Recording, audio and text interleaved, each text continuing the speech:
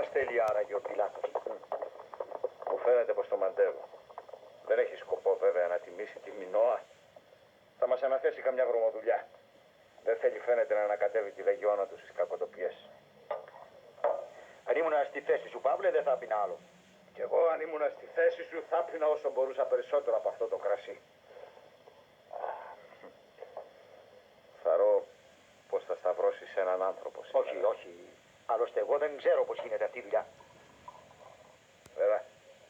Πιες μαζί μου αυτό. Όχι, όχι, δεν θέλω. Θα σου δείξω εγώ πως γίνεται.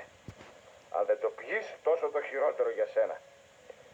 Η δουλειά που πάμε να κάνουμε δεν είναι δουλειά που μπορεί να την κάνει ένας άνθρωπος όταν είναι ψύχρεμος. Μα είσαι βέβαιος πως πρόκειται γι' αυτό? Ναι.